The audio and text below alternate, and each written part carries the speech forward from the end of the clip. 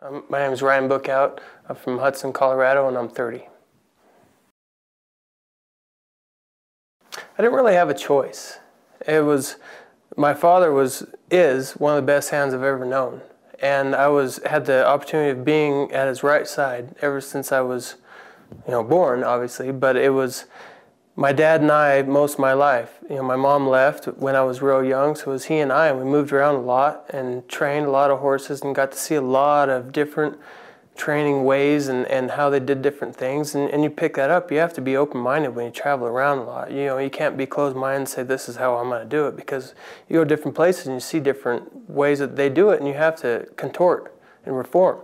So being a cowboy is just something that I guarantee you take anybody and take them for a month what we do, they'll want to do it the rest of their lives. It's just fun. You're open, you're free, you get to do what you want to do. So, being a cowboy is the best thing in the world. I just wish it paid better. We work a lot harder than a lot of people that get paid a lot more. Just kind of fate, it brought me to it, where I got wind of a thing about Real American Cowboy, and something snapped in my head where, there's a lot of shows out nowadays where not those titles are in it. Real American Cowboy, where there's a lot of stuff out there that doesn't show real American cowboys doing their thing. Where I thought maybe this time will be different, where it can show people really doing stuff that we normally do and we don't get credit for. And every day, we may not go to a 40-hour week, but we still bust our tails a lot harder than people that do 40-hour weeks. And so it's good to get that recognition out there. And agriculture is kind of dying right now, and it needs to be brought back in the main state, and everybody needs like a second hand on the dinner table, where people need to think about ranchers and why they're eating and all that we bring them and all that, and how much hard work we put into their backyard horses, or their using horses, or their cows that they eat, or the lettuce that they have, all that stuff that we do that people are forgetting about. I think that we need to bring recognition to that and get it a lot back into the mainstream. Because even though people say they're vegan and all that, they're still eating farmers' product. And they forget about all that. And the farmer right now is dying. The water and all that, and they're not getting enough government financing, and all that is just hard for these guys. I see this every day with these people around my area, and it's just hard for them. Unless you've got all kinds of money, you're dying left and right. You see them dying out. So I want to try and get the name out there a little bit and kind of make it interesting again. And have fun. I want to have fun. I always have fun everywhere I go, and we're going to have fun. I talk to a lot of guys, and it seems like they're fun guys, so it should be a good time. Be interesting. I would say just because I'm raised in the aspect of not just show and not just being a cowboy on the weekends.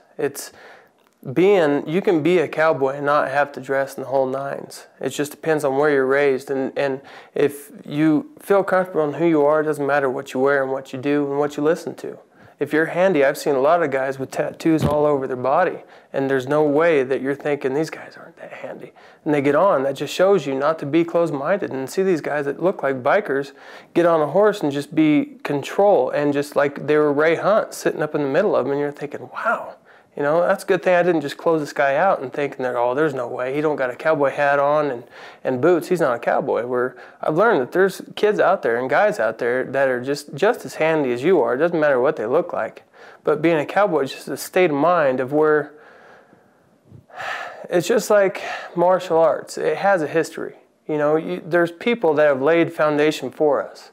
And I think a lot of kids forgot that, where the people that in the 1900s, early 1900s and 1800s came through and busted their tail, and now we're coming and getting on Colts and saying we're cowboys. I don't think any one of us here can be a cowboy that there was back in the day. They started young and they were young, but it was a lot harder back then than it is now. Just because we have a lot more material and easier stuff, but I'd say that being a cowboy is just keeping your roots and respecting the person that taught you and respecting the people around you, because you never know what you're going to deal with. There's no reason to look down on somebody because they don't look like they know what they're doing. So, that's being a cowboy, just openly engaging in all that. Because it's not just being a Christian cowboy, but just being open and taking everybody in and accepting everybody for who they are. I think that's being a cowboy.